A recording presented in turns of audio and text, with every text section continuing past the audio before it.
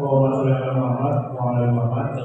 Alhamdulillah, puji syukur pada Allah SWT bisa berkumpul di sini. Ini anaknya, dokumennya. Karena saya orang Sobo, jadi rasanya ini merusung. Di suasana sini tempatnya Pak Haji Sodiri, Pak Luhur, Pak. Tempatnya luar biasa, jalan kesana sampai sini aja pas-pasan gini. Ngomongnya gitu. Selawat dan salam kita tujukan pada Rasul kita Nabi Muhammad SAW yang kita belajar dari beliau dari berbagai macam, bukan sekedar dari agama, tapi bahkan dari beliau yang seorang pengusaha yang luar biasa. Dari kecil sampai beliau menjadi Rasul itu kan menjadi pengusaha yang amanah, kafir, fakir, dan lain sebagainya. Rekan-rekan yang saya hormati, yang pertama Mas Pras sebagai ketua PRT katanya itu Mas Pras, karena diangkat mendadak karena ketimbang juga Mas Ketua Lama, Mas Awam selamat jadi Ketua IPF Tengah, dan Mas Tas sebagai pengganti di Kebumen, dan juga jajaran pengurus IPF Kebumen dan panitia yang sudah menyiapkan kegiatan ini sehingga berjalan luar biasa. Ini pesertanya 150 gitu. Oke. Ini coba yang dari Kebumen ada selain dari Kebumen? Saya dan selain dari Kebumen. Pak dari mana Pak? Purworejo. Dari Jogja, Masya Allah. Ini kasih yang jauh. Ini jauh banget. Nah, kita Purworejo Pak. Ngobrol. Ya, ngobrol balik.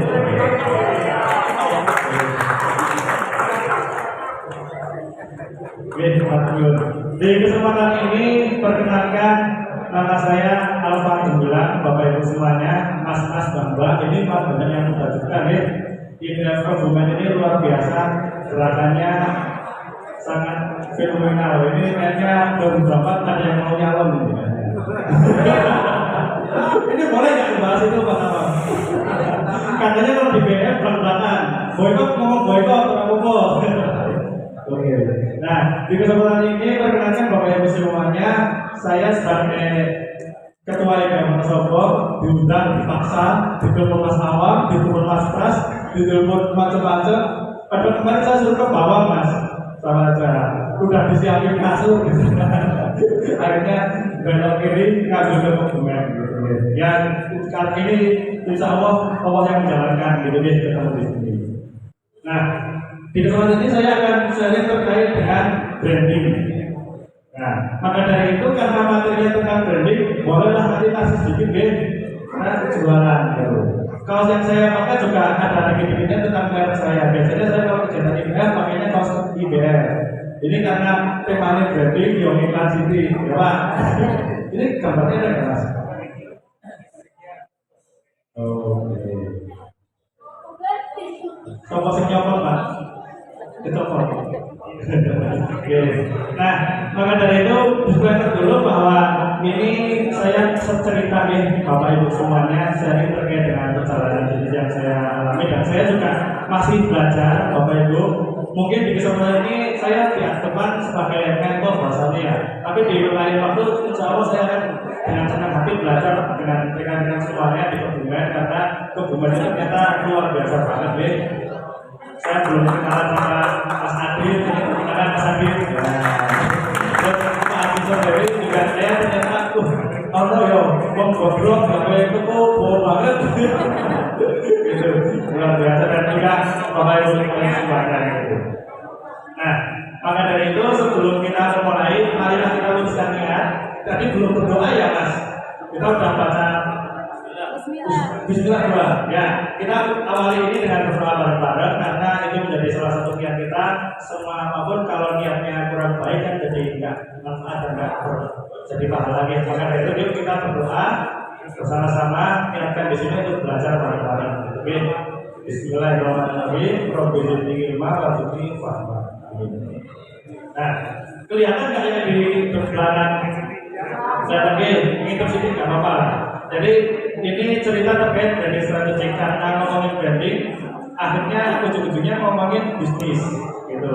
Karena salah satu yang saya dikenal orang dengan nama Mas Alfa Carika Gemilang, gitu. Padahal saya juga punya bisnis lain Mas, gitu. Ada juga jualan mobil, jualan motor dan sebagainya. Cuma memang karena orang kenalnya saya bilang akhirnya seluruh materinya terkait branding gitu. Nah, semoga materi ini bisa bermanfaat bagi Bapak Ibu semuanya, dan kalau ada kekurangan itu mungkin dari saya, sehingga mohon disaring gitu deh.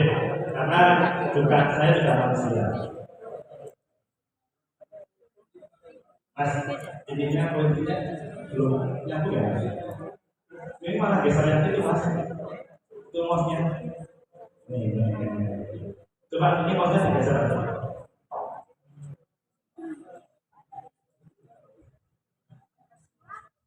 Exit aja lah mas. Ya.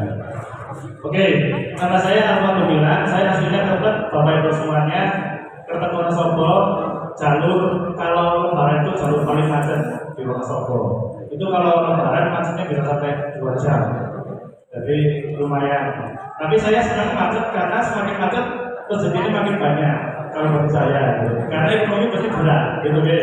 Dan kita harus bersyukur ada lebaran di Indonesia. Di saat orang-orang pada keluar balik ke kampung dan keluar dari kota gede masuk ke kota kecil-kecil. Ya, saya dari Wonosobo dan saat ini bisnis yang salah satu saya geluti adalah carica.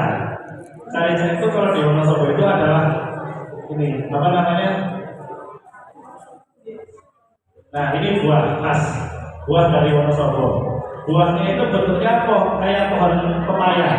Jadi carica sama pepaya itu satu keluarga. Kalau pepaya itu namanya adalah carica pepaya, nama ilmiahnya. Kalau ini namanya carica berses. Satu keluarga tapi beda bapak mungkin ya. Nah, jadinya nggak bisa dimakan langsung, harus diproses menjadi sebuah makanan karena kalau dimakan langsung gatel. Ini adalah bekas dari orang Wonosobo. Tapi buah carica ini baru diolah di tahun 2000 ke atas. Saya sendiri mulai usaha ini di tahun 2013 dan ini insya Allah sudah untuk tahun ke-10. Di saat saya mulai usaha, produk yang bikin carica itu kayak di sini mungkin bukan ya, atau plastik. Dulu waktu saya mulai itu baru 150 merek. Sekarang kalau Bapak Ibu lihat di Wonosobo ada sekitar 450 merek lebih. Jadi banyak banget kayak Pak Pian di Jogja. Nah, ini awal mula benar-benar rumah produksi. Jadi ini di rumah bapak saya. Usia saya sekarang 33. Saya memulai usaha ini di usia 23 setelah selesai kuliah. Ini di rumah bapak saya. Ini sampai orang 12 itu masih di rumah. Itu tadi ada semua bagian rumah itu apa namanya penuh dengan buah carica dan juga hasil produksinya gitu. Dan alhamdulillah kalau sampai sekarang kita sudah punya tempat produksi sendiri, punya pabrik dengan kapasitas sampai bisa sampai 1,5 ton. Gitu. Kalau sehari itu harusnya kita kapasitas kami di angka sehari bisa sampai 10.000 sampai 11.000 di sini.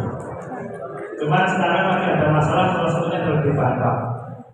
Tadi Mas Erik kan bilang orang mau karena rumah kita itu buah karika itu bersumbernya adalah hanya bisa ditanam di beberapa tempat di dunia, itu salah satunya di Dieng. Tapi jadi masalah. Kenapa? Karena di Dieng itu orang harus senang ngadu kentang.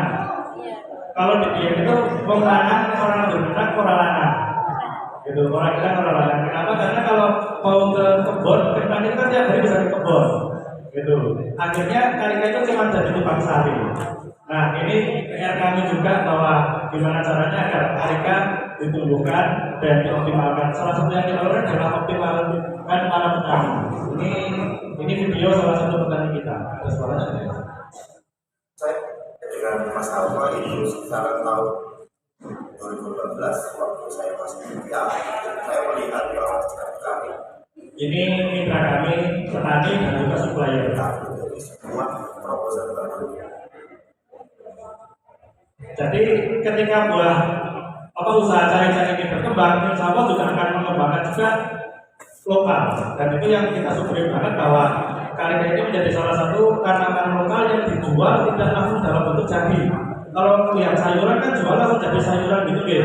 Tapi kalau karika ini enggak diolah, terus ada petaninya yang dapat, pengolahnya dapat, produsennya dapat, penjualnya juga dapat gitu.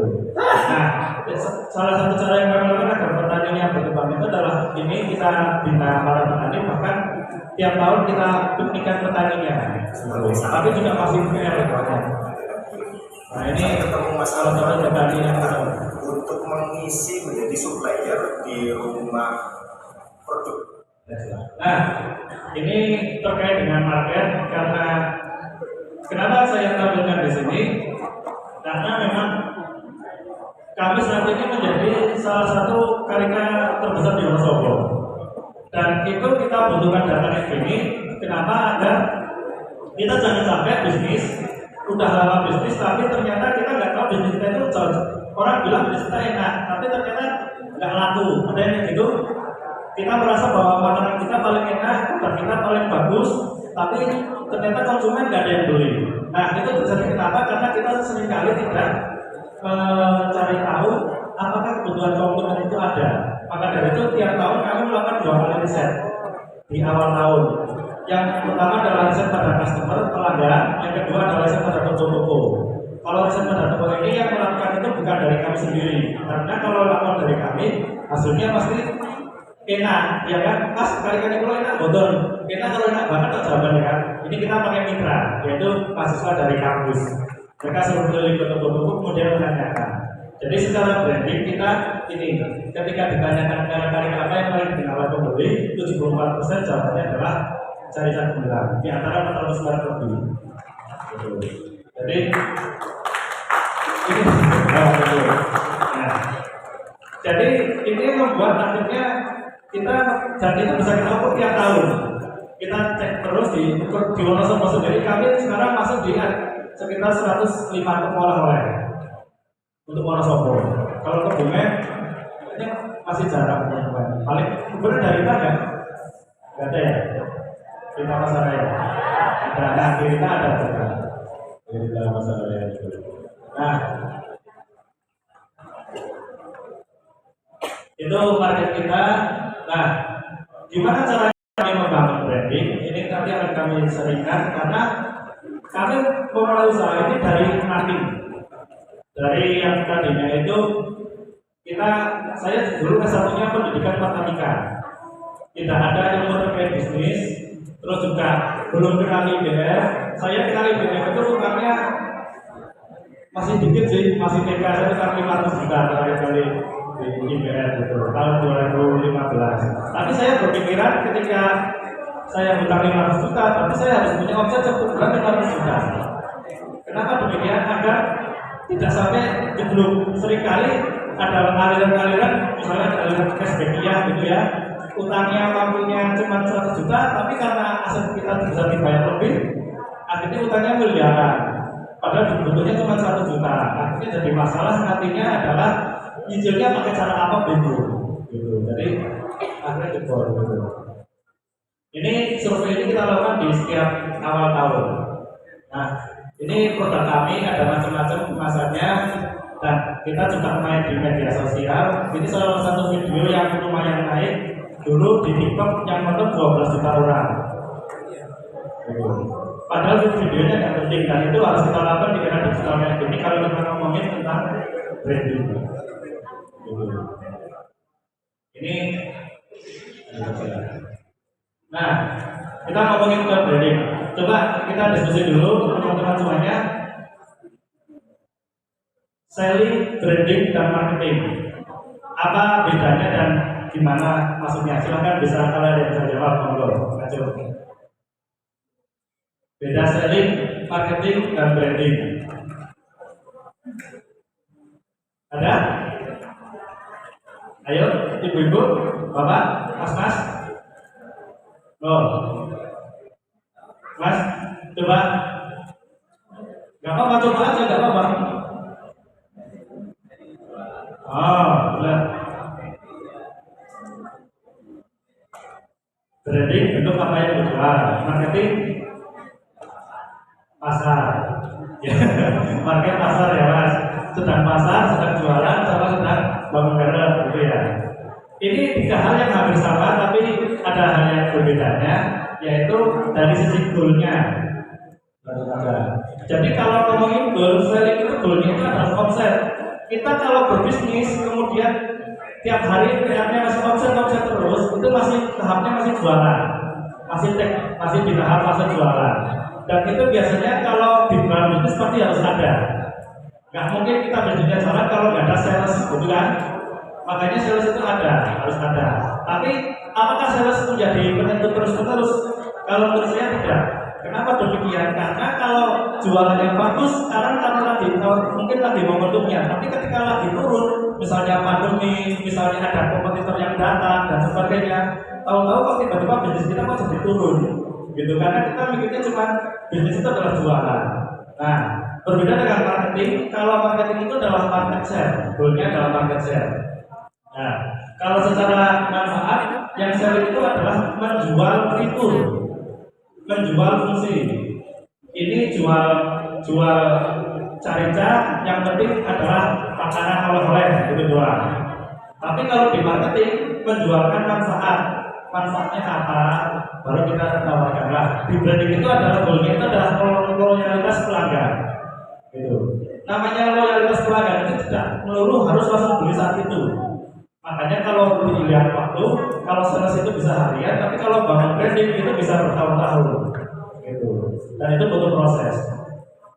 Karena kalau di branding itu bukan cuma jual produk, tapi menawarkan ikatan emosional. Contoh yang simpel, kita naik mobil, ada pertanyaan yaitu ketika naik mobil Toyota Avanza gitu ya, itu kan bisa mengendarai apa? Tapi kalau naiknya mobilnya sudah menjadi versi yang S-Class, itu kan menjadi apa? Gitu. Jadi kalau saya sudah naik mobil versi ganti Oppo gitu loh. Kayak naik motornya Honda Beat kan butuhnya cuma fitur ya, hampir dan motor itu tidak ada cacat gitu. Tapi kalau orang sudah membeli motor Harley Davidson, itu kan menjadi tantangan yaitu setelah naik Harley itu jadi apa? Aku setelahnya bukan mendapatkan apa, tapi menjadi apa. Nah itulah branding. Jadi ketika kita jualan, kita bisnis, kemudian kita bisa bangun emosi pada bisnis kita, insya Allah maka akan lebih lama. Tidak sekedar orang cuma beli karena butuh, tapi benar-benar beli karena ingin. Gitu. Ini bisnis tidak melulu tentang uang, tetapi juga tentang value. Dan ini yang ketika kita ngomongin di IPF adalah bangun karakter, dan bisnis itu adalah bukan melulu tentang omset. Kalau kita bisnis goalnya cuma ada omset, ya akan stuck. Tapi kita kalau goalnya adalah value, itu akan bisa lebih melebar dan lebih bermanfaat lebih banyak. Kenapa demikian? Banyak juga yang ini Einstein seorang yang sangat pintar, dia sampai bilang jangan mencoba untuk menjadi orang yang sukses, tapi jadilah orang yang bermanfaat. Di Islam pun jelas dijelaskan bahwa sebaik-baiknya orang adalah yang bermanfaat bagi orang lain. Dan itu adalah prinsip utamanya kalau kita ngomongin jualan, tidak sekedar jualan, tapi harus membangun branding. Yaitu caranya bikin produk itu sebaik mungkin. Nah, secara tulisannya juga. Ya, ini ada sebuah teori dari buku yang lumayan terkenal kalau di dunia marketing. Kebetulan saat ini saya juga masih sekolah, saya ngambil S2 di manajemen bisnis. Nah, ini pelajari juga tentang ini, yaitu ternyata sebuah teorinya itu adalah goalnya sebuah bisnis itu bukanlah sebuah nilai margin, tapi adalah sebuah value chain, sebuah nilai. Jadi kegiatan aktivitas dari aktivitas awal, logistik sampai operation itu adalah proses produksi, kemudian penjual, mengirim ke konsumen, kemudian ini dijual ke konsumen, dan kemudian pelayanan setelah jual itu goalnya adalah menambah nilai. Kalau kita di bisnis, di proses ini tidak bisa menambah nilai, akhirnya kita tidak bisa bersaing dengan produk lain. Gitu. Nah, ini tunjuk ketika kita ngomongin bangun branding ada dua Bapak Ibu semuanya. Yang pertama adalah niat, dan yang kedua adalah sepenuh hati. Nah, pertama terkait dengan niat, setiap kali kita bisnis pasti dihadapkan pada goal pertama adalah gimana caranya omset. Gitu. Tapi kalau kita ngomong cuma omset doang, akhirnya kita bisa terjadi adalah bisnisnya sudah gede, tapi caranya tidak benar. Dan ketika cara tidak benar, kalau di Islam adalah keberkahannya jelas nggak dapat. Maka dari itu ketika kita mau bisnis ya harus mengingatkan itu bisnis itu dengan cara yang baik dan dilakukan dengan yang baik, yaitu dengan sepenuh hati. Ini tahap kami dalam melakukan branding di Cari-Cari Bergerak, dan ini mungkin agak berbeda dengan Bapak Ibu semuanya, tapi bisa diterapkan terutama bagi yang bisnisnya mungkin saya dulu memulai usaha ini dengan bisnis yang duit yang dikit, modal cuma di bawah 10 juta rupiah, dan itu memulai usaha ini. Tapi kalau Bapak Ibu sudah punya bandungan gede, terus beli warisan akeh atau udah punya bisnis gede, bisa bypass lebih cepat. Gitu ya, misalnya kok modalnya sekarang duit 5 M kan sesuai langsung bayar tahap keempat. Gitu. Nah, tahap apa yang kita lakukan adalah yang pertama adalah riset market. Ini penting Bapak Ibu semuanya. Ketika kita memulai bisnis, jangan melihat dari kita bisa bikin apa atau kita mampu apa, karena kalau seperti itu nanti repotnya adalah Pak Jojo dia bisa menggambar produk tapi nggak bisa menjualnya, gitu. Maka dari itu yang saya lakukan pertama adalah riset market, yaitu seberapa besar marketnya. Kita mau nyemplung di sebuah bisnis air minum dalam kemasan, marketnya gede nih, udah ketemu. Terus bagaimana potensinya menggarap market tersebut, kita punya potensi enggak? Kalau kita bikin air minum dalam kemasan, kemudian kita modalnya cuma 10 juta, sementara kompetitornya kita sudah modal sudah 100 miliar, ya atau terkecil-kecil itu agak susah, gitu. Terus yang berikutnya adalah riset pemain dalam industri. Ini kita cek apakah ada kompetitor atau enggak yang dan seperti apa. Nah, ini saya lakukan di awal. Ini agak teknis, tapi memang perlu. Ada slide enggak ya? Intinya gini, kita harus bikin sebuah metrik untuk melihat bisnis kita dengan kompetitor. Nah, di bagian ini itu adalah kompetitor 1, 2, 3, 4 dan seterusnya. Terus yang bawah itu adalah indikatornya. Yang saya lakukan dulu adalah kompetitor 1, saya cari kompetitor yang terlama. Terlama itu maksudnya sih bisnisnya paling suwe. Otomatis kan dengan kompetitor terlama itu kita bisa baca tuh, kok isonya bisnis 20-an tahun bisa bertahan gitu kan. Kemudian yang kompetitor 2 itu adalah kompetitor terbesar. Kok bisa ya mereka jadi besar? Jadi misalnya kita ngomongin apa ya, yang di hubungan yang lagi naik sama sekarang. Atau jas hujan lebih naik. Nah, kita mau jas hujan. Nah, kita mau buka bisnis jas hujan. Kemudian ada kompetitor 1, jas hujan merek A, mereknya anti pidana misalnya gitu ya. Nah, terus kemudian analisanya itu berbagai macam. Secara modal, mereka jelas nilainya berapa. Nah, ada ini ya.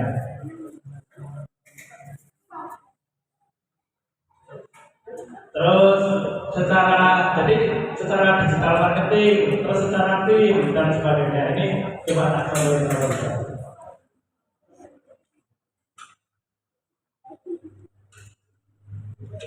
Ada speakernya.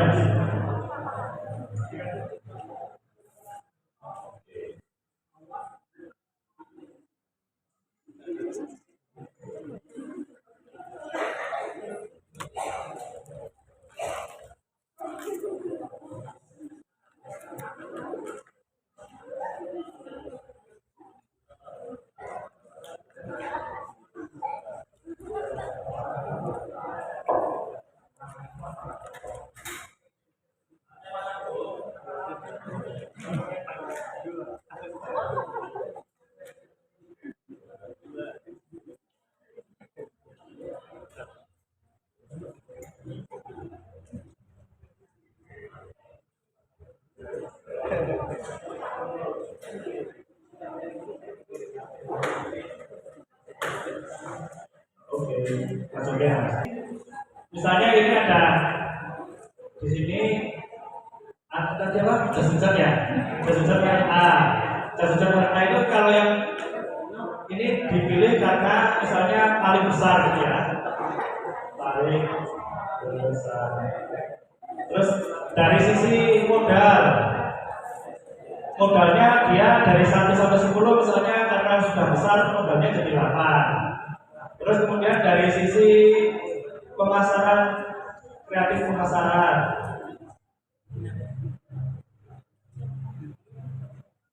Dari kreativitas pemasaran, karena mereka udah besar biasanya inovasinya dikit, misalnya di 5. Terus ada juga dari sisi digital. Mereka mainnya digital, digital enggak. Kalau misalnya mereka main digital 7. Nah, nanti kita lakukan itu pada banyak produk A, B, C, D. Terus nanti kita di sini yang E. B ini bisa aja menjadi ini jadi paling lama. Siapa yang paling lama? Terus ini juga yang mungkin paling dekat dengan kita. Paling dekat itu maksudnya gimana? Adalah kompetitor yang secara modal, secara cara main lebih kayak kita mirip-mirip. Gitu. Terus bisa juga paling lama, paling besar, terus paling dekat sama paling kuat. Nah, nanti kita skor semuanya. Ini indikatornya bisa macam-macam, bisa digital marketing, kemudian tim, kemudian misalnya lokasi pabrik. Nah, kemudian akhirnya misalnya kita ketemu angka di sini kurang 5, 10, 8. Nah, nanti di total. Di total misalnya di sini ada 45.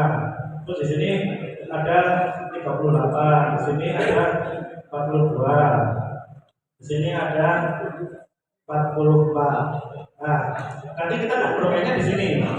Kita kemudian cek dari sini itu mana yang kecil-kecil dan mana yang kita mampu. Misalnya dari sini lokasi pabrik kan cuma 5. Nah, kita punya nilai karena lokasi pabriknya dekat dengan pasar, maka kita hasil angka 9. Nah, dengan memetakan seperti ini, akhirnya kita bisa bertanding, mau bisnisnya itu mau apa yang mau kita angkat, gitu. Misalnya ada juga inovasi produk, mungkin kita bikin jas-jas yang inovasinya itu ibaratnya mau kehujanan 1000 kali nggak bakal rusak, gitu kan? Nah, itu mungkin kita jadi sebagai kelebihan. Ketika kita ini akhirnya tahu kompetitor itu misalnya dari inovasi produk 8, sini 7, sini 6, sini 6, sini kita kok inovasinya 10, gitu kan? Nah, berarti kita harus angkat brandnya yang dinilai yang paling tinggi, gitu. Nah, dengan seperti ini akhirnya saya bisa memetakan cara main saya kalau mau branding di apa, gitu. Karena kompetitor saya yakin banyak banget. Kalau kita berbisnis kemudian nggak ada kompetisi, jangan-jangan bisnis kita adalah bisnis yang nggak ada konsumennya juga. Misalnya jualan angkringan di kuburan. Sopo sih kan jualan angkringan di kuburan gitu kan? Ya jelas nggak ada kompetitornya kan. Tapi kalau kita jualan angkringan di pinggir jalan raya, yang jalan raya yang kami, otomatis pasti ada kompetisi gitu.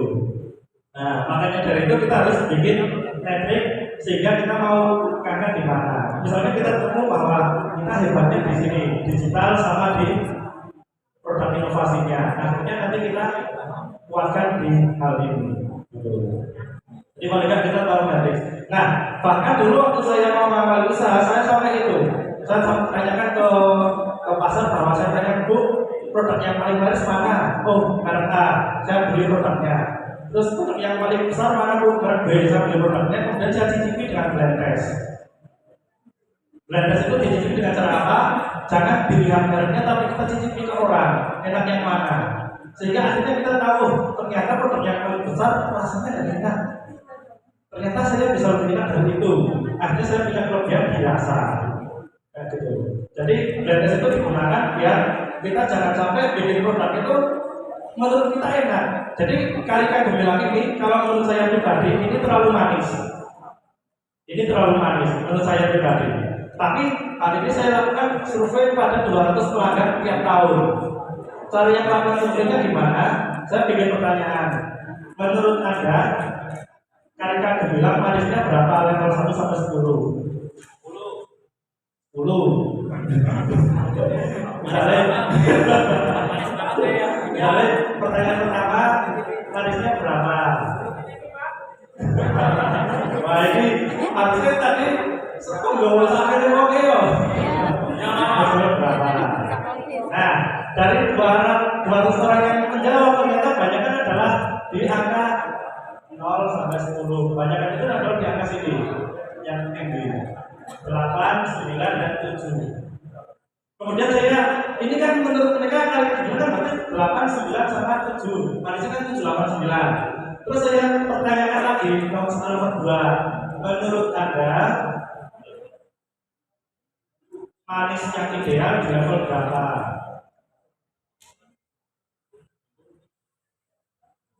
Di level berapa?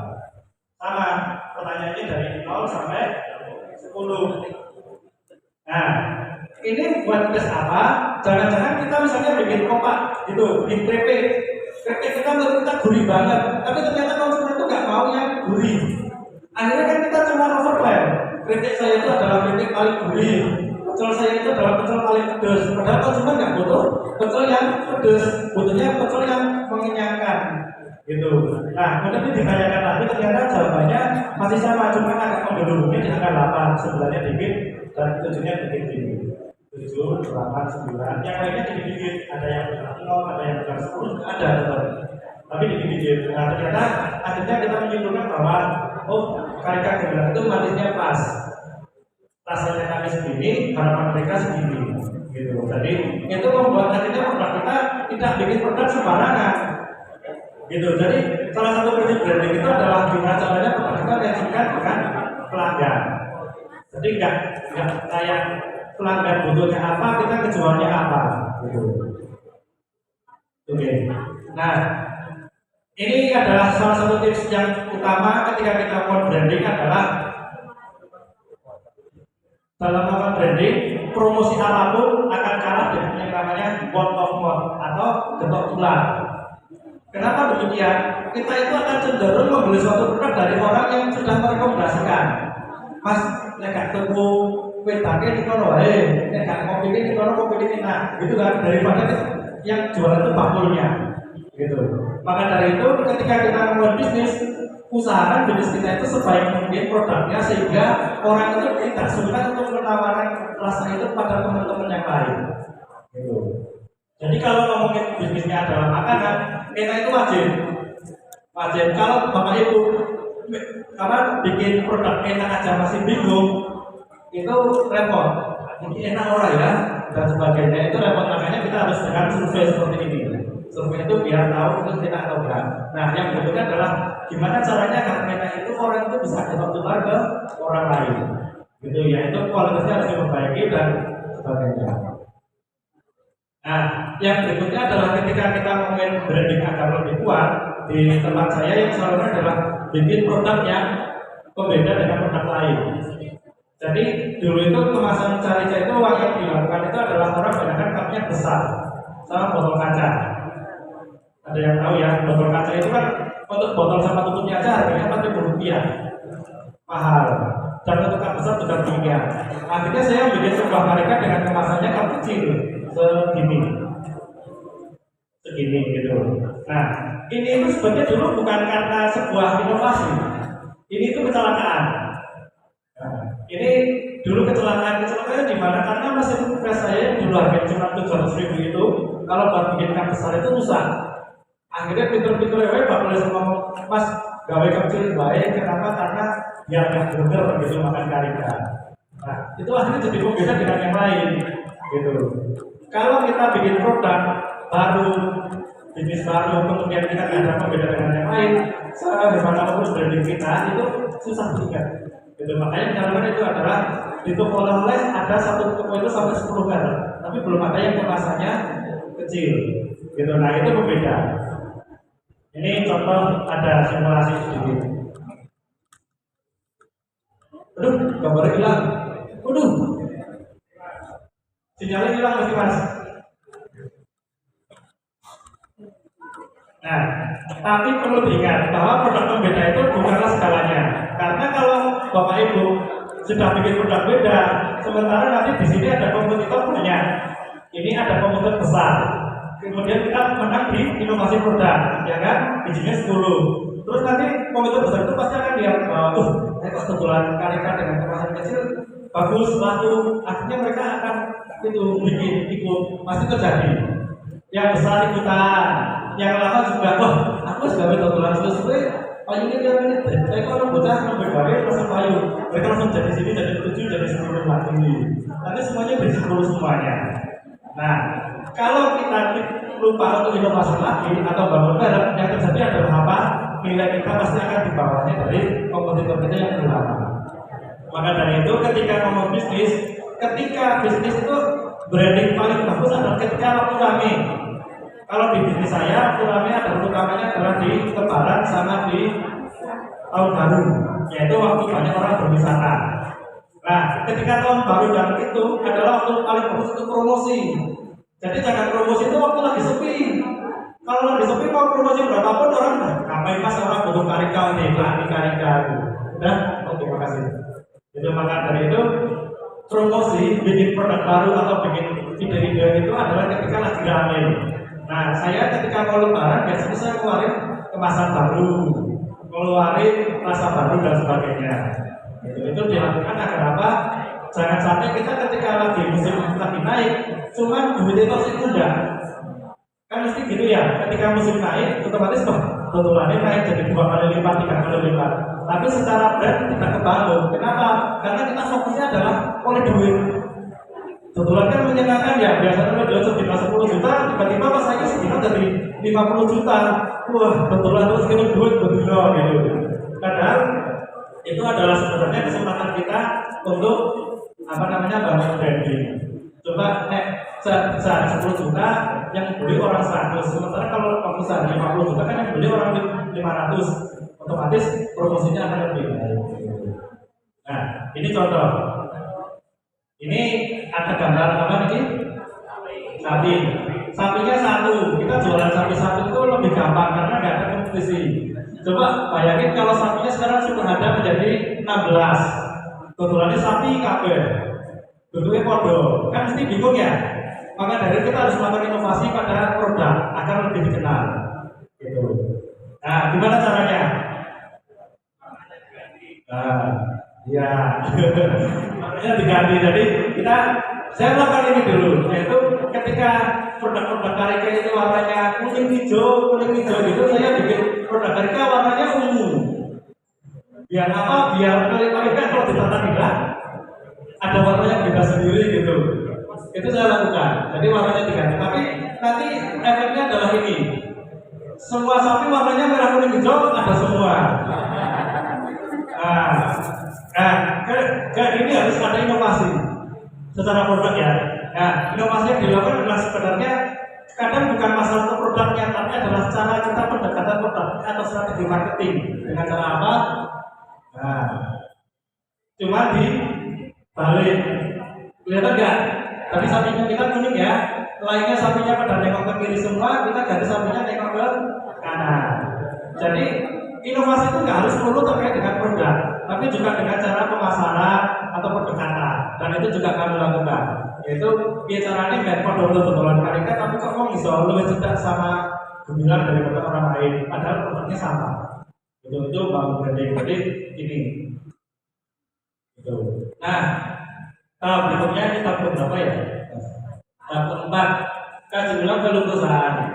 Setelah akhirnya produk kita tadi produknya sudah dikenal oleh market, kemudian di riset bahwa produknya ini, akhirnya kita melakukan kaji ulang terkait dengan aku itu lakukan apa sih? Kalau kita nggak bisa nemuin itu, kita lakukan produknya karena apa? Repot, duplikasinya susah. Mesti jawabannya lakukan apa ya? Ini cuma dulu alhamdulillah kalau bejo. Maksudnya, padahal ketika kita formulasikan harusnya bisa, karena ini adalah bisnis, gitu loh. Nah, makanya kita formulasikan. Salah satu yang ketemunya saya itu adalah ini. Ini dari analisa ini dan juga analisa tertinggi value, yaitu salah satu value karika gemilang kenapa kok kita bisa lebih laku. Satu adalah lokasi pabrik dekat dengan market. Rumah saya tetap sementara hampir separuh toko oleh-oleh yang ada di Wonosobo itu ada di jalan dekat Wonosobo. Gitu. Itu saya punya kelebihan. Kelebihannya apa? Saya kalau kirim ke toko oleh, pas kirim sekarang 5 menit sudah sampai. Bandingkan kalau orang kirimnya dari Dieng sampai ke itu 1 jam. Kan mesti lama. Mas kirim sekarang besok aja ya Bu. Di sini hujan jauh banget dan bensinnya belum cocok gitu kan. Kalau saya enggak gitu. Jadi ini menjadi kelebihan. Kemudian saya optimis bisa bersaing di media sosial, gitu. Karena mikirin saya, ini Lionel sih main sudah tua-tua, saya cakap dewe. Makanya saya dan juga ini kita analis di sini. Ternyata belum ada orang yang main karika dengan follower Instagram di atas 1000. Belum ada yang bermain, dulu masih Facebook ya. Main Facebook setiap hari posting, belum ada. Akhirnya saya analis, oh ini saya bisa bermain di sini nih. Belum ada yang bermain website tiap hari ada postingannya, gitu. Kalau memang bisnis kita itu semuanya sudah main digital, kemudian misalnya tadi jaket, jaket tadi para jasa ya. Kompetitor ada 10, yang 9 sudah main digital semua. Kemudian kita orang baru main digital juga, ya usulnya udur-uduran nanti. Ya sih nggak apa-apa main digital, tapi jangan jadikan value utama kita. Carilah yang kira-kira belum dimainkan oleh para kompetitor kita. Biar apa? Bangun brandingnya lebih gampang. Nah, itu optimis bisa bersaing di medsos. Yang ketiga adalah kebetulan dulu waktu saya belum nikah dan masih muda banget ya, masih usia 23, jadi kita optimis bahwa karena bisnis itu adalah sebenarnya tentang karakter ownernya. Kalau teman-teman tahu Bill Gates kebetulan lahir ketemunya di garasi komputer, akhirnya jadi pabrik komputer terbesar di dunia. Coba kalau melihat garasi ketemunya donat atau hamburger gitu, mungkin jadi hamburger terbesar juga di dunia. Jadi di pun ditekankan bahwa ketika kita mau bisnis yang harus dibangun itu adalah karakter ownernya gitu. Maka dari itu kita nggak mungkin bisnis kita berkembang kalau kapasitas owner kita tidak berkembang. Kalau sinau males, terus sinau ini boleh sih gratis dan sebagainya. Gitu. Saya pernah ikut workshop. Kalau di IBM masih murah, workshop saya IBM itu paling mahal. Waktu di Ciamis itu berapa ya? Paling 6 juta. Saya pernah ikut workshop 60 juta untuk belajar. Gitu. Jadi dulu waktu sebelum corona saya ambil workshop termasuk ini. Workshop IBM pun financial literasi kemana-mana ikut bisnis materi. Kemarin sampai ke Bunga juga ikut. Karena memang ya kita telah berilmu itu agar kita memataskan diri kapasitas kita ditambahin. Bahkan sampai sekarang saya ijazah satu aja belum tak pakai, sekarang kuliah lagi. Tujuannya biar apa ya? Memang kalau kita mau bisnisnya berkembang itu tidak bisa dilakukan kalau yang ownernya itu enggak berkembang. Gitu. Maka dari itu gimana? Nah, value-value ini Bapak Ibu semuanya ketika mau bisnis dan bangun branding itu harus dikuasai dan juga diterapkan pada tim. Gitu. Agar mereka tahu juga. Tapi kalau karena kekuatan kami di media sosial, tapi akhirnya saya namatin itu tukang spesialis untuk videografer, spesialis untuk desain grafis, spesialis untuk bikin konten gitu. Kalau memang value kita di situ, itu menjadi cara untuk bangun value. Lanjut. Nah, setelah kita akhirnya berbuat waktu dan kita punya positioning, akhirnya selalu kan adalah redesign. Redesign itu ganti desain, ganti dos lah. Kalau bahasa gampang itu rebranding. Dulu saya ganti kemasan juga.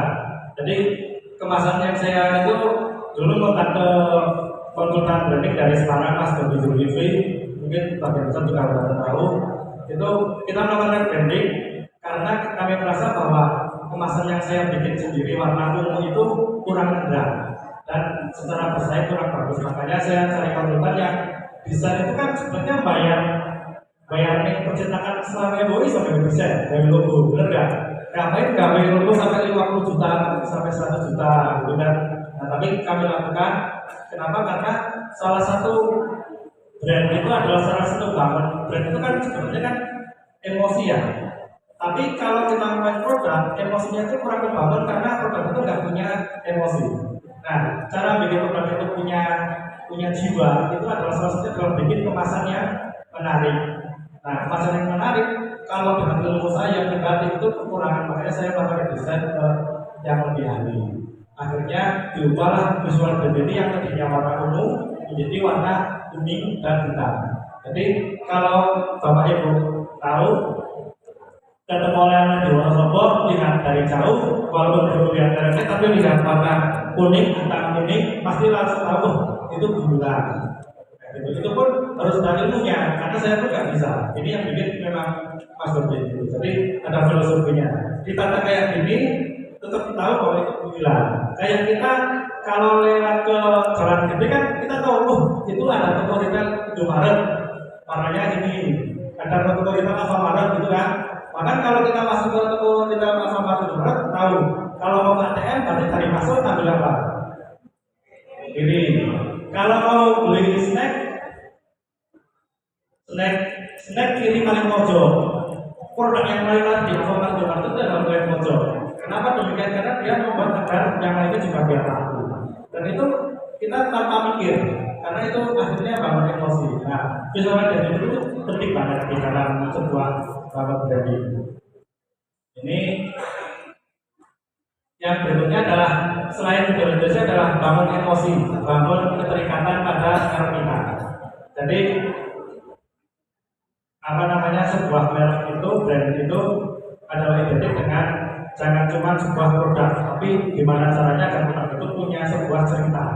Maka dari itu bikinlah cerita. Contohnya di produk kami, orang itu nggak penting cari-cari gemilang itu apa, karena yang punya namanya alfa gemilang, kan nggak penting ya. Orang itu nggak perlu tahu. Tapi kita harus bikin cerita, makanya akhirnya kita gemilang dibikin singkatan juga. Ada yang tahu singkatannya Karika Gemilang? Proses. Mas Awang saya ngerti tak dari Karika Mas? Gemilang itu jadi ada singkatannya genya seger, bikin yang manis, layar resep, yang kami. Seger pada resep dan kami. Jadi itu dua sih bagi kami. Nah, bangun emosi ini juga bisa juga dengan aktivitas. Salah satu yang dilakukan adalah saya adalah aktivitas dari orangnya. Bapak Ibu kalau punya kontak saya, masuk di grup IBF itu, habis bisnis master kan ada grupnya ya, atau apapun itu, nama saya sampai sekarang masih ada Alfa Street Carica Gemilang. Kenapa demikian? Karena biar ketika orang di grup itu belum kenal, tapi kita sudah punya nama seperti itu, kita sudah mengenalkan diri dengan tidak langsung. Jadi, nah saya kadang lucu ketika orang nge-branding pakai nama anaknya. Uminya anaknya misalnya Sukma, namanya jadi Umi Sukma. Itu siapa itu Umi Sukma? Padahal ibunya namanya misalnya Katina gitu ya. Nah, ibu Katina itu siapa ya, nomor WA-nya ya? Oh ternyata Umi Sukma ya, sampai yang tahu anaknya namanya Sukma gitu ya. Itu kan berarti kan secara tidak langsung nama akun WA-nya itu adalah branding dari nama anaknya. Dan itu kadang membuat orang akhirnya malah bingung. Itu makanya kalau bisa kita di nama sebuah apa namanya di WA itu adalah kita nama dan mau di branding apa gitu. Dan itu penting. Hilang.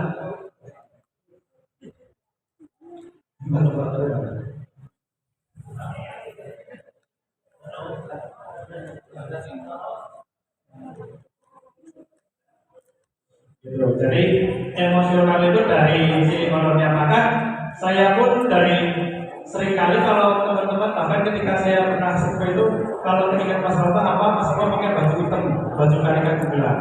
Karena saya punya baju Karika itu macam-macam, berbagai macam model. Nah, ini juga saya lakukan agar emosional kita terbangun, yaitu ini saya dapat filosofi dari ini, dari 4 disiplin sukses, yaitu di tempat budaya kerja saya di tiap awal pagi ada rapat pagi dan semuanya membacakan ini 3 budaya kerja. Jadi kita punya tiga budaya, yaitu satu adalah produktif, 2 menjaga mutu dan selalu berkembang. Yang budaya produktif itu disiplin dan fokus dalam pekerjaan, saya ambil dari sini.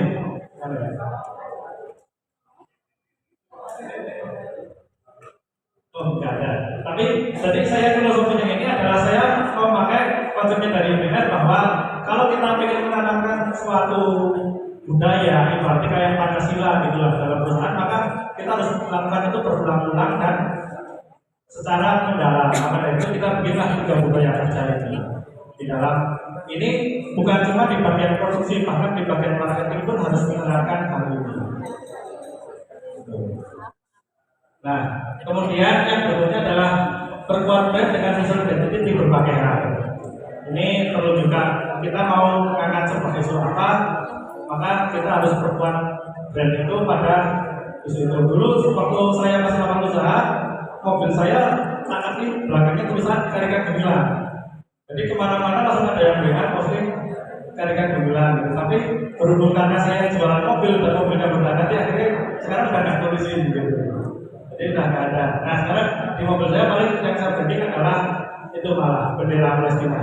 Karena salah satu isu yang kita angkat adalah kita harus peduli lah ya, boykot produk Israel dan sebagainya gitu. Jadi story-nya kan tinggal negara itu, nilai-nilai yang akan saya sama teman-teman saya juga. Umrah dan apa itu salah satu perjuangan kita. Jadi itu visual brand itu penting. Karena dulu saya rebranding warna kuning, akhirnya sekarang semua produk saya dan itu saya bikin warna kuning. Salah satunya ini.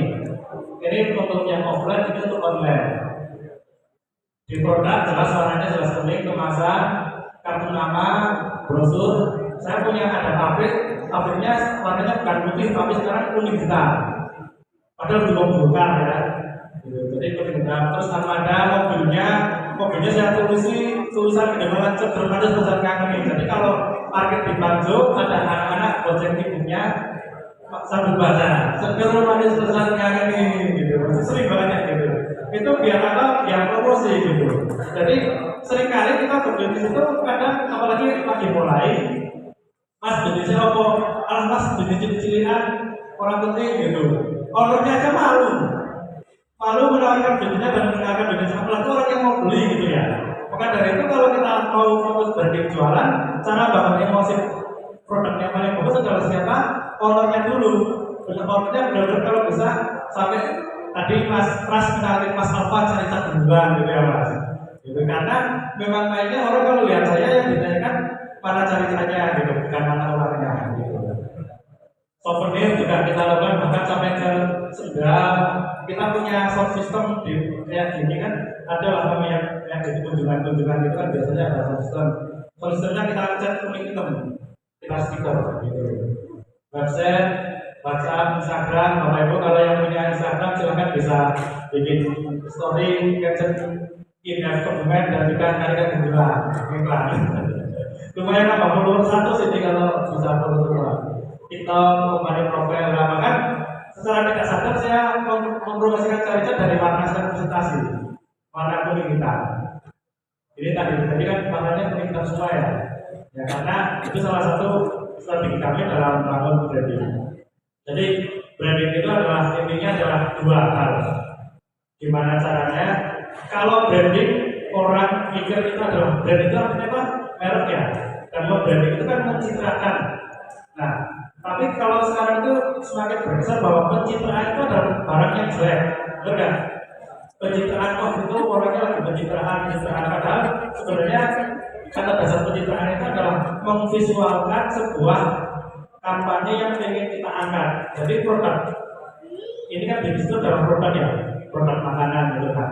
Gimana caranya agar produk makanan itu ketika orang lihat itu bisa langsung tertarik dan kepikiran macam-macam. Bukan aku cuma butuh Karika, tapi kepikiran tuh kalau ingin Karika Gemilang berarti itu produk yang berkualitas nih, kemasannya bagus, terus juga rasanya juga konsisten dengan kita dan sebagainya. Nah, itulah emosi-emosi itu yang kita terapkan dalam kemasan kita, dalam produk kita, dalam bentuk visual dan juga dalam bentuk emosi. Dan habis. Itu mungkin nilainya di aja ya Mas. Gak usah. Kelamaan nanti nggak salah pasang. Ya. Itu jadi apa ya? Terkait dengan branding. Ada dua hal yang utama ketika kita buat branding itu adalah yang pertama adalah diniatkan secara baik bahwa kita ingin bisnis itu adalah gimana caranya agar berkah. Kalau kita ingin bisnis berkah, kita ada kepikiran bisnis dengan kualitas yang jelek, bikin produk yang abal-abal. Akhirnya kita serius gitu. Kemudian yang kedua adalah sungguh-sungguh karena proses branding itu adalah proses yang butuh perjuangan dan juga yang paling utama untuk perjuangan adalah bisnis modelnya dulu. Kalau tim, insya Allah kalau bisnis modelnya bisa berkembang, bisa meningkat, tim itu bisa mengikuti. Monggo, cukup dari saya. Silakan kalau ada yang mau tanyakan atau diskusi silakan.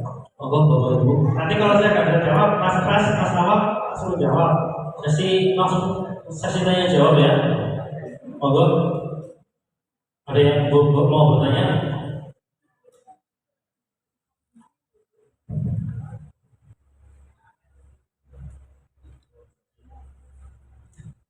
Assalamualaikum warahmatullahi wabarakatuh. Nama saya Sudah Jawab. Ingin mempertanyakan tentang analisa yang pertama sendiri itu Mas. Itu kan ada analisa modal. Kalau umpamanya itu dari segi kreativitas masyarakat sudah kita jalan. Mungkin di followernya, di TikTok dan lain-lain di sekitarnya. Tapi kalau untuk analisa modalnya itu bagaimana kita mengukurnya begitu. Terima kasih. Assalamualaikum warahmatullahi wabarakatuh. Jadi siapa Mas? Saya toko handphone. Toko handphone. Oke. Sebenarnya ukur modal itu dari yang kelihatan aja cukup. Misalnya toko handphone, dia etalasenya ada berapa etalase dan barangnya banyak enggak. Jadi ini kan cuma angka ini kan kita yang bikin ya Mas. Misalnya ada toko handphone A, dia punya 5 cabang. Walaupun nggak tahu kita di dalamnya ya, oh itu jebol cabang itu tahan atau investor dari lain, tapi itu kan menjadi salah satu aset mereka. Nah, otomatis ketika ngomongin modalnya mereka, otomatis akan nilainya lebih baik daripada orang yang cuma punya toko handphone satu. Gitu. Kenapa demikian? Karena modal itu menjadi salah satu tantangan besar kalau misalnya bisnisnya ada distribusi. Toko handphone bisa dikunci, misalnya Samsung keluarin model baru di sebuah kota, karena dia panik itu akhirnya jadi simbol tunggakan bisa juga ya Mas. Kayak gitu. Nah, itu menjadi masalah. Ternyata kalau hubungannya dengan modal kita masih di angka 5 dibandingkan kompetitor kita yang tokonya punya lebih banyak. Sementara tokonya yang misalnya cuma baru kecil dan masih fokusnya jualan, tapi handphone misalnya ada jualan pulsa, itu kan kita misalnya dari saya sama dia secara angka misalnya mereka cuma 4 gitu. Jadi ini sebenarnya hitungannya tidak harus langsung riset ke dalam, tapi paling nggak memposisikan diri bahwa aku itu secara mudah kalau A kurang, tapi kalau C isi mati lah, itu doang sih Mas. Nah akhirnya kita nanti mengambil posisi bahwa misalnya kita di modal itu 5, aku berani nggak ya berbisnis saingannya dengan cara modal. Kita ngomongin lagi misalnya toko handphone modal 5 sementara dia 8, kemudian kita pengen agar tiba-tiba langsung bisnisnya gede, tokonya besar, langsung produknya handphonenya banyak, langsung menjadi distributor tunggalnya misalnya satu merek Oppo gitu. Kan gapnya agak jauh. Tapi kalau memang kita dikira mampu misalnya punya jaringan, punya investor yang berpotensi jadi 8, berarti kita nanti main gasnya di sini nggak apa-apa. Berarti bikin masuk toko handphone yang kalahin gedenya dari toko A. Oke Mas. Yang monggo Pak. Assalamualaikum warahmatullahi wabarakatuh. Nama Agus, saya berusaha membuat desa perusahaan hijau. Mau tanya, kalau pengalaman itu pernah mengalami awal usaha itu kan mungkin sendirian, terus bagian apa perjalanan itu di lapangan ada komentar itu kok menjualnya dengan harga di bawah kita. Nah, dan itu ya di bawah kita.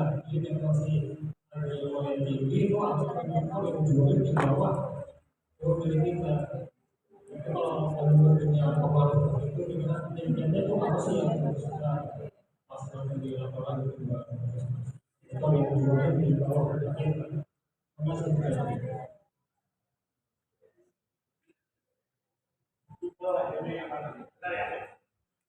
Ya, terkait dengan kompetitor juga lebih murah gitu ya Pak. Gimana cara menjawabnya gitu. Nah, ini sebenarnya di analisa ini juga bisa ditambahkan terkait dengan harga. Kan tadi ada kualitas, ada inovasi. Nah, kita bikin harga. Dan secara harga ternyata yang paling lama nilainya paling besar gitu kan Pak. Nah, nanti kita fokusnya adalah kita mau bertarik di mana Pak. Misalnya secara harga kita jelas tidak naik gitu ya Pak. Hargaku nilainya cuma 7, sementara ada orang yang nilainya 9 dan kita tidak bersaing. Nggak usah fokus di situ. Nah, nanti pasti ditanyakan pada orang pas, berkaya lebih murah. Ya Pak, kalau lebih murah di sana nggak apa-apa. Tapi kami adalah kami di sini Pak.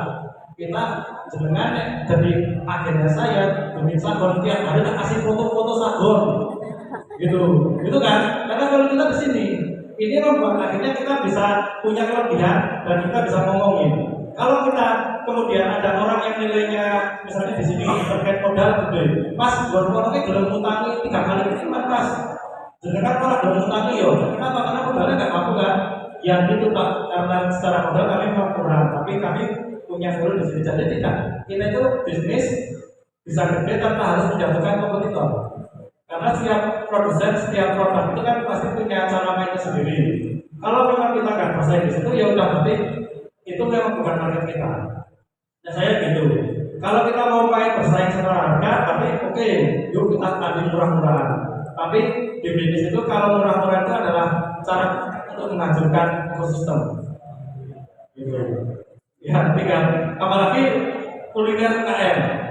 Gitu ya. Wah, sagoner kaya. Saya jual net ini di toko di pabrik 22.000. Ini kalau belinya di Dieng ada yang segini harganya 8.000 rupiah. Bayangin seberapa gap jauhnya 8.000 sama 22.000. Isinya itu ya karika gulanya tidak tahu dari mana dan buahnya benar-benar cuma 1 pieces dan sebagainya. Itu karena apa? Orang yang tidak tahu value-nya di mana, akhirnya cara bersaing paling gampang dengan apa? Murah-murahan harga. Gitu maka nanti kita kalau bisa bisnis kemudian mengatakan kelebihan kita di mana, insya Allah kita lebih enak. Kalau ada orang yang membiarkan, oh Mas itu kok lebih murah? Oh ya bukannya kalau kami jangan tanpa menjatuhkan mereka ya. Kami menggunakan gula selalu dari pabrik ini. Pabrik ini terbukti gulanya lebih bagus misalnya. Atau mungkin saya menggunakan buah pilihan Pak. Jadi buah yang saya datangkan itu datang 10 kilo yang dipakai cuma 2 kilo misalnya. Kocok banget ya. Tapi itu jadi kita buahnya pilihan. Jadi akhirnya orang akan oh iya Masnya itu kalau jualan sebenarnya ke kualitas. Jadi harganya itu Rp4.000 pasti bisa diterima. Seperti itu Pak. Atau mungkin bisa juga salah satu cara bersaingnya adalah legalitas. Lainnya ini jas hujan ya, jas hujannya belum ada SNI, tiba-tiba kita punya jas hujan yang SNI. Itu kan orang pasti Pak, kan kalau jualan jas hujan itu tawarin di konsumen itu bisa sesuai dengan atau bisa jamin. Tapi kalau kita jaminan karena ada SNI, jaminan itu membuat akhirnya ada garansi. Nah yang lain yang pakai garansi kita punya garansi. Jadi seperti itu Pak. Dan kita harus optimis bahwa ditolak 1 orang masih ada 10 orang yang menunggu berjuang. Nah, masalahnya gini sekali. Kita sudah ditolak, misalnya kita tawarin itu 5 orang, 3 orang tolak karena bodik larangan, gitu ya Pak. 2 orang tolak, itu sakit hati ya Pak. Atau mungkin 2 orang mikir-mikir yang 3 orang tolak, tapi nggak ada yang dapat. Nah, akhirnya kita sendiri. Nah, caranya kalau saya gimana? Berarti kita nyuruhnya jangan ke 5 orang, kita harus ke 50 orang. Biar ada kemungkinan walaupun di ketiga masih ada 45 yang menerima. Betul ya Pak? Bismillah. Jadi 3 lainnya mau di fill yang mana dan kita kuasai itu. Mau di harga, mau di kualitas, mau di legalitas, mau di jaringan dan sebagainya. Modal dan lain-lain. Ini dari Ibu siapa ini? Dari hamba Allah. Mas apa yang nampak Mas Allah. Dalam filosofi Jawa kita mengenal istilah Topo Broto. Waduh, ini Jawa bulan ini. Yang panjenengan jelaskan dari tadi adalah fotonya. Mohon diceritakan Topo juga jika inilah bisa titik yang ini boleh nggak sih cerita Topo? Ya, ini ya, jadi bukan berarti dia ada yang menanyakan tokonya apa gitu. Salah satu toko yang saya lakukan adalah yang bisa saya pamerkan dan pengen semuanya itu adalah kami di organisasi terbentuknya Bumbu Langit. Itu adalah program berbagi makan tiap Jumat. Jadi tiap Jumat dan tiap Jumat biasanya. Kalau Jumat di masjid, kalau Ahad atau hari kerja itu biasanya di pasar. Kami punya armada sendiri dan keliling dulu berawal dari waktu corona itu kita punya program apa ya Mas namanya yang apa ya namanya ya berbagi makanan BBM, bagi-bagi makan, program bagi-bagi makan. Tapi kalau di Wonosobo sekarang kita sudah punya tim, bahkan sudah punya yayasan sendiri, kita sudah punya apa namanya orang yang memang bekerja di situ, ada orang bagian funding yang uang, ada orang yang bagian apa namanya proyek pelaksanaan kerja gitu. Dan itu menjadi salah satu value kami di IBM Wonosobo dan jadi salah satu impian kami. Kemarin pun jadi Bumbu Langit fokusnya di bagi makanan, tapi juga banyak kayak kita terkait dengan Palestina juga kemarin kita penggalangan dana lumayan itu, jadi cuma penggalangan dana 2 hari aja itu dapat dari Bumbu Langit aja 40 juta. Terus juga apa ya ngomongin tombol ini ya apa ya ngomongin tombol itu kayaknya kok tidak ada. Terus waktu awal usaha tak ceritain juga, ini mungkin bisa menjadi manfaat buat semuanya. Kita itu kan bisnis tidak bisa merubah sesuatu yang besar secara langsung, benar nggak? Tiba-tiba tadinya belum punya apa-apa, pengen punya omset 1 bulan 1 miliar itu kan kejauhan gitu. Itu kan langsung berubah besar. Nah, sunatullahnya itu sesuatu yang besar itu dari yang kecil. Nah, yang saya lakukan adalah saya berubah kebiasaan-kebiasaan kecil. Kalau yang saya lakukan adalah saya melakukan disiplin terhadap waktu. Gimana caranya ketika janjian harus konten. Dan juga terkait juga dengan hal kecil lainnya, kalau kita ngomongin ibadah, tapi juga banyak lain selain ibadah ya. Ngomongin ibadah itu adalah saya ikut komunitas banyak dulu. Ada komunitas Odos, oke, One Day One Jus. Gimana caranya sehari baca Quran 1 juz, tutup tahajud berantai, terus pejuang subuh. Gimana caranya subuh harus di masjid dan sebagainya. Itu kan ideal-ideal kita yang kecil, tapi sama ketika kita lakukan istiqomah itu akan berubah sesuatu yang besar. Misalnya dari hal ini aja, gimana caranya untuk baca Quran 1 hari 1 juz itu kan kadang baca 1 juz itu kan 1 jam ya waktunya ya. Itu kalau kita sibuk itu kadang menyiapkan waktu untuk baca 1 jam itu kesusahan. Nah itu kita bisa pagi hari minimal 5 lembar, terus yang sisanya 1 lembar di setelah itu kan akan lebih baik. Terus juga yang selain terlalu ibadah, hal kecil yang lainnya dulu adalah misalnya saya disiplin untuk olahraga, hal kecil kayak gitulah. Karena kalau kita berubah hal besar tiba-tiba pengen langsung yang gede susah. Jadi berubah yang kecil, berubah dari diri, intinya berubah dari diri agar melakukan perubahan yang baik. Insya Allah nanti yang besar akan gede. Itu kan hamba Allah. Oke, cukup apa lagi?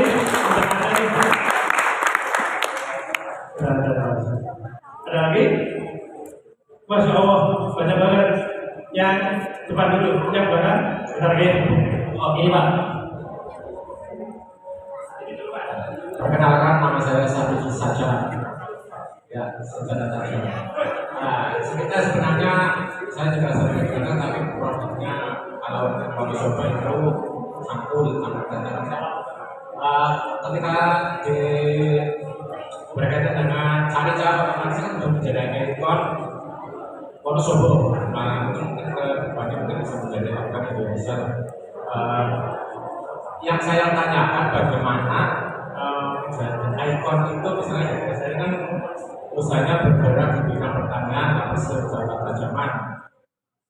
Bagaimana produk itu misalnya produk yang saya tahu misalnya cakul paling bagus itu mana produk itu dalangan. Tapi kenapa kalah dengan produk impor? Nah itu solusinya gimana? Padahal di lapangan produksi pun secara kualitas empu atau produk Indonesia itu jauh di atas produk impor. Terima kasih. Pak, uji saja, Pak Teguh pertanyaan ini malah ternyata di Wonosobo ya Pak, sering ya Pak, dalangan ya Pak, cakul.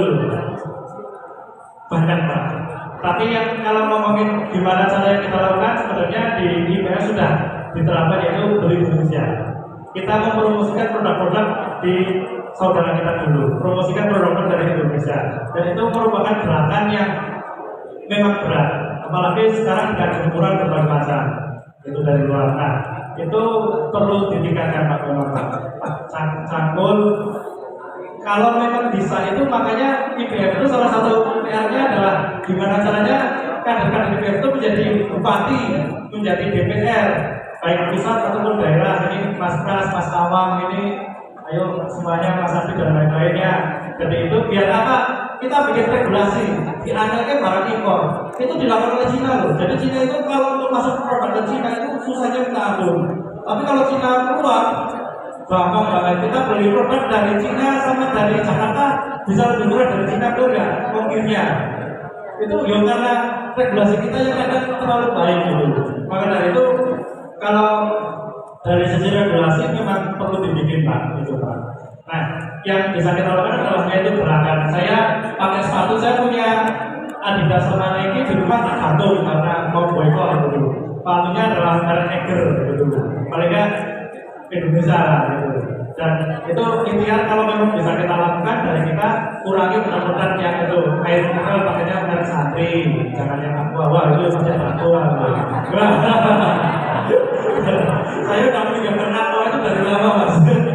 Padahal aqua itu sumbernya dari Wonosobo loh. Pak Tirta Utama itu lahirnya di Pejiman Wonosobo. Sekarang kan itu aja masih punya tanah dan sebagainya di Wonosobo. Tapi karena udah dibeli di lebar ya, artinya biar duit kita nanti yang beli kita belinya ke sana gitu. Artinya loh, udah aqua tinggalnya gitu. Karena memang, nah itulah beratnya itu. Kalau di jalanan itu secara kualitas bukan menang ya Pak, tapi secara harga pasti jauh. Nah, beratnya kita kan jual di toko kita itu kayak gitu loh. Tonggone dodolan gula, regone 15.000. Sementara nih retail modern regone 13,5. Wah, kemudian retail modern sebulan itu angka sisa gitu. Padahal harusnya kalau kita bisa membeli gula itu di tempat saudara 1.500 itu berarti bagi mereka nyekolahin anaknya, kehidupannya lebih maju, terus kemudian lingkaran tetangga juga lebih baik, itu kan lebih baik itu. Maka dari itu dari diri kita dulu ya Pak. Dari semuanya di sini lah. Nanti kalau Pak ini tokonya jadi toko elektroniknya besok boyong toko ini, kali itu diskon 10%. Pak Saudari lah, Saudari gitu dan sebagainya. Jadi kita misalkan untuk membeli produk dari saudara kita dulu. Yang belakang untuk melihat Mas Agung, mic-nya.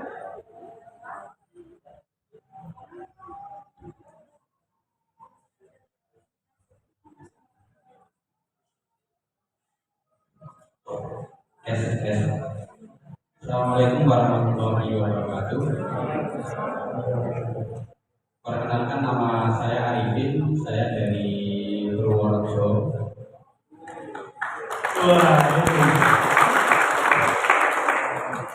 Bisnis saya di bidang percetakan Mas Alfa gitu ya. Saya aslinya juga Wonosobo Mas Kepil gitu. Jadi kebetulan saya belajar di IPF Pakungan yang luar biasa. Begini Mas, jadi kan memang untuk percetakan sekarang ini kan lagi rame gitu ya, caleg lah ya, gitu ya. Jadi pada ya semua kemitraan turun ke kabel cari meeting. Kemarin saya diundang itu ke beberapa partai politik dan di situ dihadirkan seluruh caleg. Ketika saya hadir, saya dimintai untuk apa ya bahasanya, membantu alat peraga kampanye gitu ya. Tetapi di situ saya menemukan fakta yang istilahnya itu terjadi persaingan harga. Nah, bagaimana teknik apa ya memenangkan sebuah pertandingan di tengah persaingan harga, salah satunya kan itu ya. Ya, dengan pusat. Karena untuk cetak banner spanduk itu kan untuk kualitas yang kurang lebih hampir sama walaupun berbeda ya. Mungkin di ketepatan saya juga sudah punya hashtag ditunggu bisa ditinggal pun jadi. Terus kemudian semua ada, semua bisa. One stop printing solution, jadi layanan cetak untuk semuanya dalam satu tempat. Tetapi di harga ini saya kesulitan Mas. Bahkan sudah minta harga murah, kemudian diutang. Jadi saya banyak juga berhati-hati nanti ketemu para buaya itu. Nah ini agak kesulitan gitu.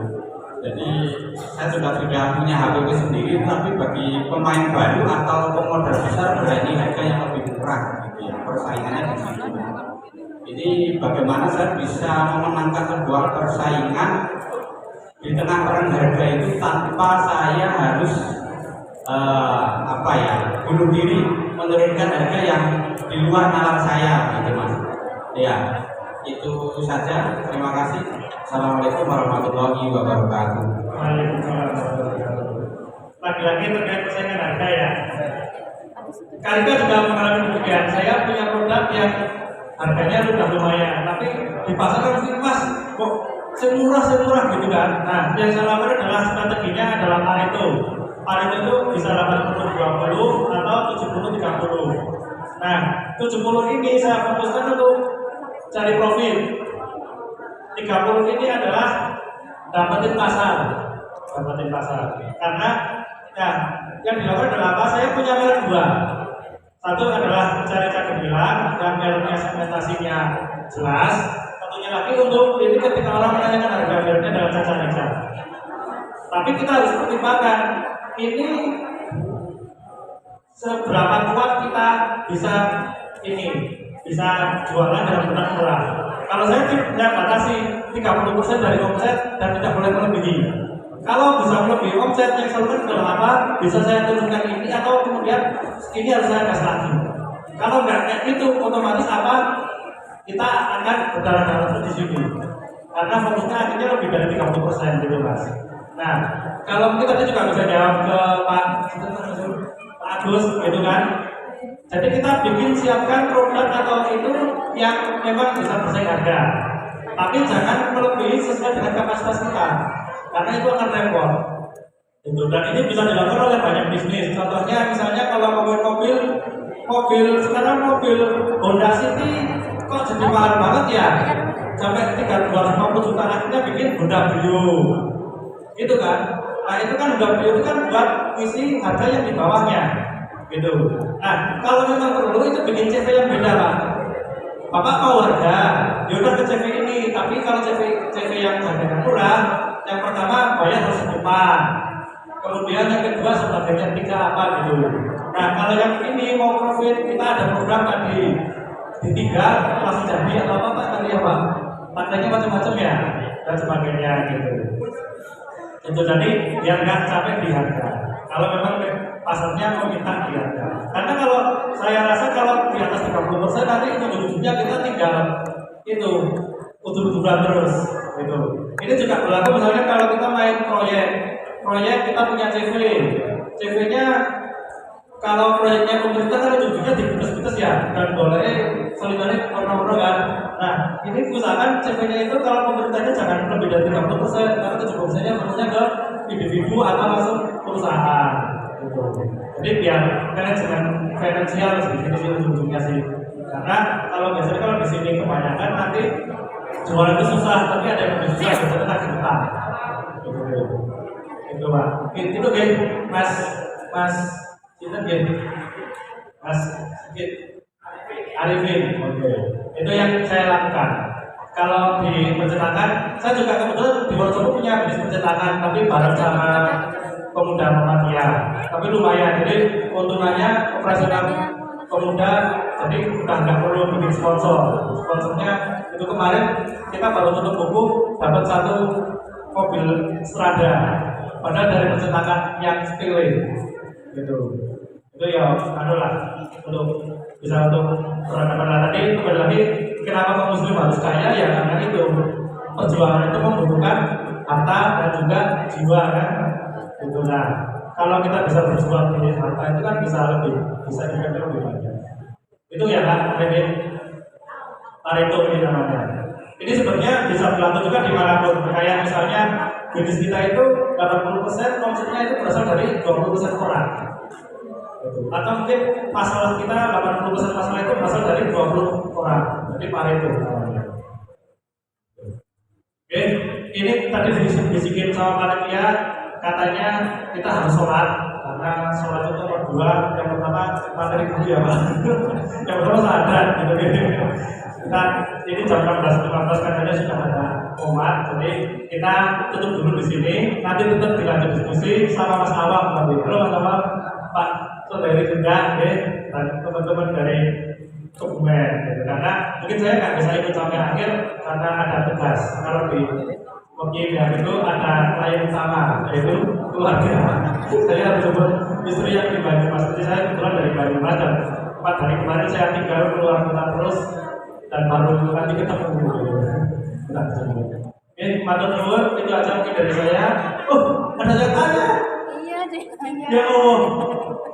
Tadi Sebelum ditutup, kita ngobrol. Kalau boleh, saya kan usahanya juga minuman.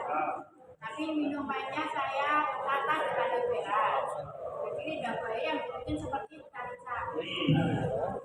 Nah, yang saya tanyakan, seandainya nanti saya ingin diskusi. Nah, di next slide terakhir Mas. Ada nomor HP saya Bu. Nah, tadi nomor HP-nya tidak. Oke, ada Bu di halaman terakhir. Nah, itu ada Bu. Halaman 3. Tuh. Oh ya, Nah, itu tagline-nya pakai lagu Nokia itu. Kameranya itu. Itu ya Bu. Itu calon mungkin bisa diskusi. Calon kan saya balas kecuali pas lagi enggak. Oke. saya ingin mengikuti jejaknya penjenengan. Boleh ya Bu. Itu sementara untuk usaha saya kan ini baru awal dan banyak tantangan mintanya supaya dibuat seperti tadi. Tapi kan untuk pengawetannya saya masih Ya nanti main ke rumah saya aja ke pabrik. Ya di rumah nggak ada tarik kamu. Ke pabrik aja. Oke, ibu situ Bu. Ibu situ. Panis tuh, oke. Nanti bilang ya Bu. Ya. Nah ini kita tutup sini. Oke, terima kasih dari saya. Banyak banget yang saya surat itu berjasa pribadi. Mohon maaf sebelumnya dan kalau ada yang bermanfaat itu dari Allah SWT. Semoga bisa dimanfaatkan melalui sebagai besar. Ini lebih baik dikit tapi dapat berkahnya datang akhir. Yang belajar betul-betul.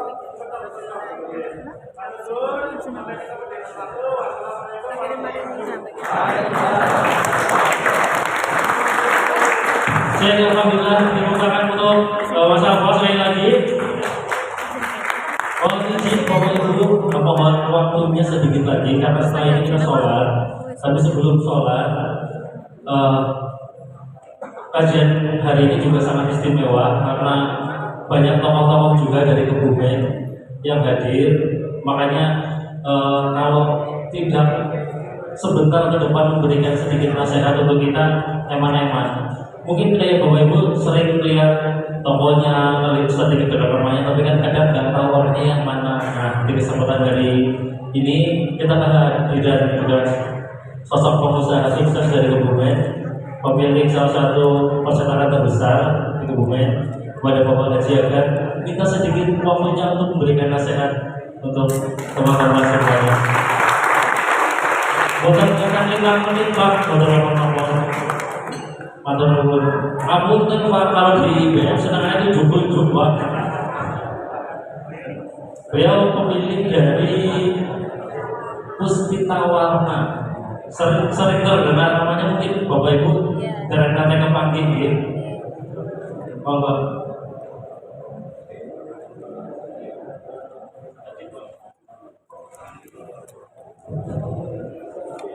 Bismillahirrahmanirrahim.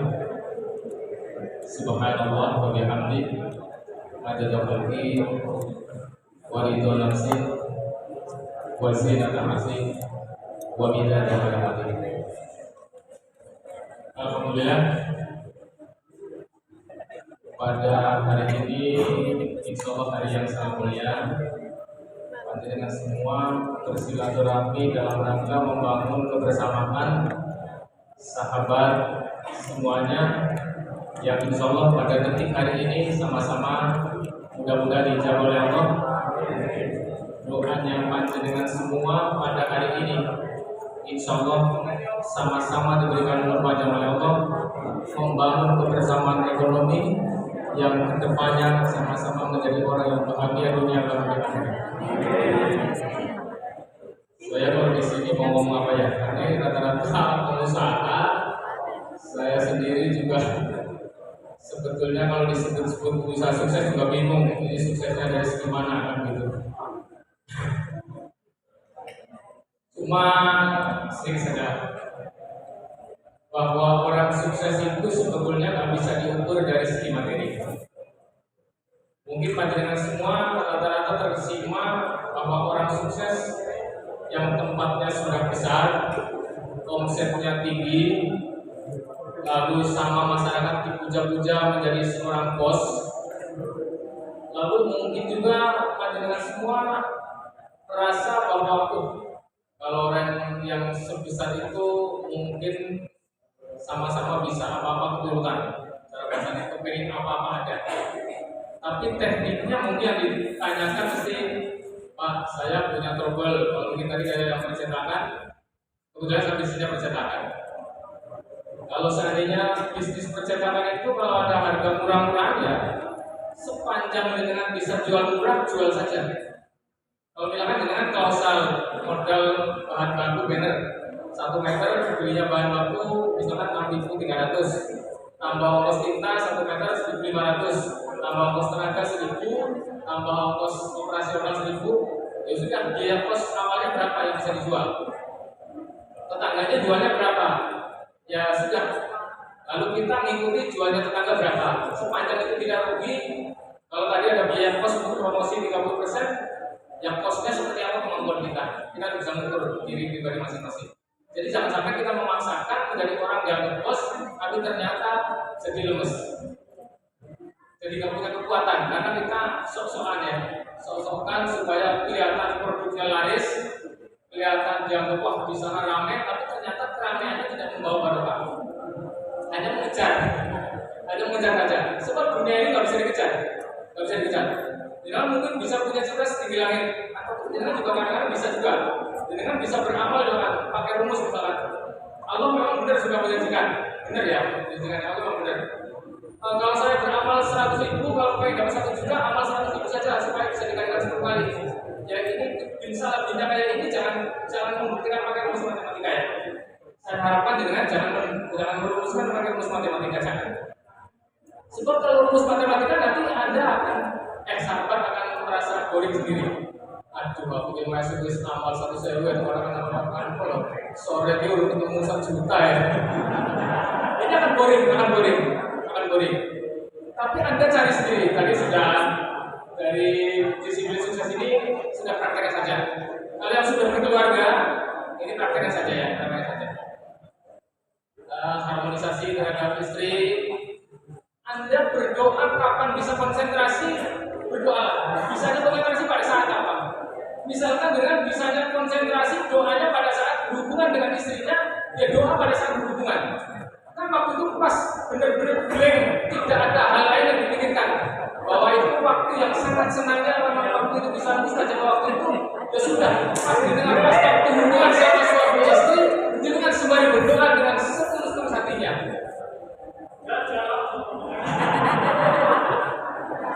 Silahkan kalau sudah keluarga bisa coba silahkan. Itu bisa jadi terjadi seperti itu.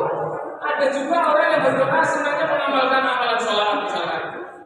Misalkan ada juga yang orang senangnya berzikir subhanallah bihamdi menatawakil waridan nafsi wajidan nafsi wajidan kalimat. Tahu-tahu kepengen apa aja tahu datang sendiri. Misalkan pas kepengen tapi ya sesuai cita-citanya ya jangan sampai dengan jualan keripik misalkan sehari hasilnya omsetnya 1 juta misalkan kan untungnya 10%-nya misalkan 100.000 1 bulan kan kira-kira 3 juta dia kan harus mengukur Pak saya bulan depan pengen beli Alphard ya Pak sesuai gitu. Harus disesuaikan maksudnya begitu harus disesuaikan dengan kemampuan yang ada. Tapi kalau misalkan memang punya cita-cita semacam itu nggak ada masalah. Jangan dengan sekarang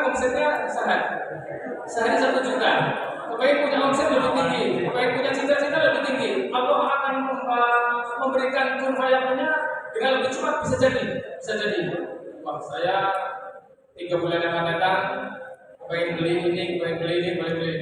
Nah, tapi biasanya ilmu yang paling mustajab adalah yang di batin.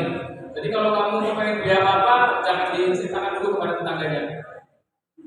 Ada juga doa-doa yang semacam ini ya. Ini adalah beberapa rahasia-rahasia doa yang bisa mustajab. Ada beberapa. Saya hanya mendengarkan cerita-cerita saja. Jadi saya mempraktekkan ya berdasarkan cerita-cerita dari saat yang ada. Kira-kira begitu. Sama lagi ya. Saya tahu banyak cerita malah kayak gitu ya. Jadi itulah hati nurani kita memang harus tertata, dan kapan doa itu bisa mustajabah, kapan usahanya bisa laris manis tanpa memberikan satu akibat yang lebih fatal. Tapi kapan kita bisa berhasil, tapi itu bisa dilihat dari sebuah karakter yang ada. Oh ini kalau orang yang karakternya begini, kira-kira kayak gini. Nanti kepada anak-anaknya kira-kira kayak gini. Nanti setelah sekian tahun kira-kira kayak gini. Saya hanya melihat berdasarkan logika yang ada. Jadi mungkin orang tuanya berhasilnya sukses sekali, begitu berkembangnya cepat. Tapi begitu kepada anak-anaknya sudah mulai turun. Ini kan harus dicari sebabnya. Jadi jangan sampai dengan punya kebanggaan, Pak. Ayah saya berhasil begini. Tapi begitu mulai menurun kepada anaknya sudah mulai turun. Ini begitu harus dicari. Ini sebetulnya yang miss bapak saya apa ya, orang tua saya apa, kan begitu. Harus ada siklus. Ataukah pendengar semua yang biasa dagang ya akan ya. Jadi kan biasa pulangkan dengan beli bahan baku dengan yang biasa dagang somai dengan beli bahan baku, misalkan bahan bakunya tepung. Saya beli tepung di toko Samijaya, misalkan Samiasi, itu tepungnya 1 bal harganya 200.000. Beli di toko Samijaya harganya 220.000. Beli di toko Murni harganya 240.000. Dengan jangan selalu beli yang berdasarkan harga paling murah. Ya, harus dilihat siklusnya. Saya kalau beli harga 1 dus itu harganya dengan modal 200.000, setelah diolah ternyata siklus fast moving-nya lebih lambat. Ya maksudnya gitu ya. Tapi dengan belanja harga tadi berani beli harga 240.000 1 bal, tapi ternyata begitu diolah ternyata begitu dijual lebih cepat. Jadi dengan harus berani beli yang 240.000 1 bal. Kenapa?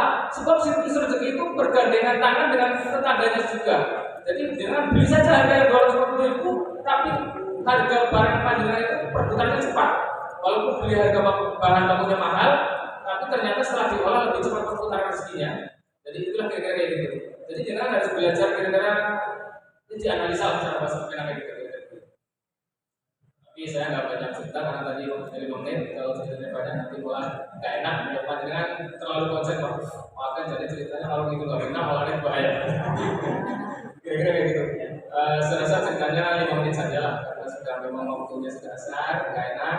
Tapi ada yang ditanyakan nggak kira-kira? Nggak ada jelas semua ya. Kalau yang kurang jelas, harus diperjelas. Kira-kira kayak gitu. Demikianlah sebenarnya sambutan dari kami.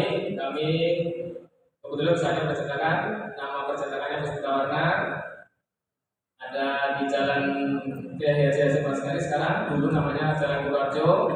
Itu percetakan Puspita Warna. Puspita singkatannya Pusat Pilihan Kita. Berwarna adalah singkatan berwarna dan bermakna. Kira-kira begitu. Jadi Puspita Warna adalah pusat percetakan pilihan kita, berwarna dan bermakna. Terus satu lagi ada Puspita Mas. Jadi pusat pilihan kita. Emasnya adalah karena sudah begitu mulai berkembang, kita harus mulai mendekatkan diri untuk emasnya sebenarnya mulai beramal soleh. Kira-kira begitu.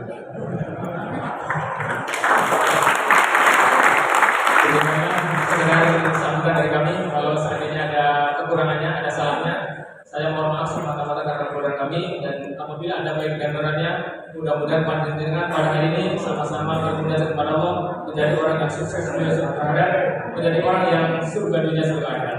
Demikianlah dari kami. Wassalamualaikum warahmatullahi wabarakatuh.